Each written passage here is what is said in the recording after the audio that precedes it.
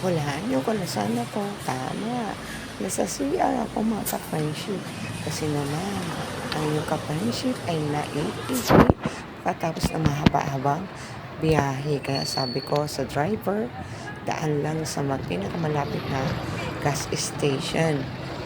Ayan, tumakbo na tayo. Baka maiwan tayo ng arangkada.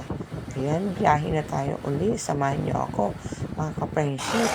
Diretso lang tayo. Ito yung mga nadaanan natin mga lugar. Okay. So, malapit na tayo sa ating pupuntahan. Pupunta nga pala tayo sa Subic. Ayan. Isang gawain ang pupuntahan natin. Merienda na rin tayo mga ka-friendship. Ayan.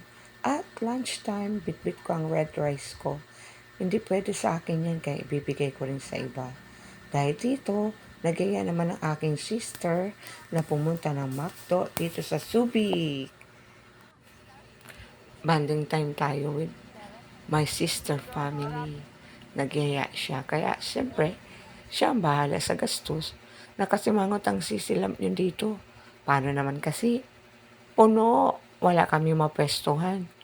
Lahat ng mga part ng McDo dito sa loob ay may mga tao.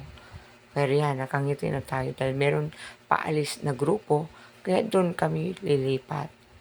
Ayan, nakapwesto na tayo mga sisilove. So, kain-kain na tayo. Thank you for the blessing. Ayan, kasama ko nga pala ang aking pamangkin. Siya ang aking ka-date today. Ayan. First bite, thank you Lord. Siyempre, hindi mawawala ang kwentuhan habang kumakain. Ito ay isa rin sa mga ugaling Pinoy. Ayan pa nga pala, mga ka-friendship, mag-pray muna tayo bago tayo kumain. Dapat magpasalamat tayo sa Panginoon sa lahat ng mga blessing niya. Ayan, ibalik natin ang papuri sa Kanya. I-flex ko na rin pala itong donut na dala nila. Hanggang tingin-tingin na lang ako kasi bawal sa akin ang matamis. Pabalik na tayo sa venue para matapos ang seminar. Ayan. Ito ay tungkol sa mga spiritual na mga bagay. Ayan. Napagod ang inyong ka-friendship kaya higa-higa muna habang hinihintay ang sasakyan. Ayan, dumating na rin ang sasakyan. Pagod man sa pumaghapon, pero marami naman natutunan. Kaya thank you Lord at salamat sa aming pag-uwi. Kami lahat ay safety na nakauwi. Kaya thank you for watching mga ka-friendship. God bless!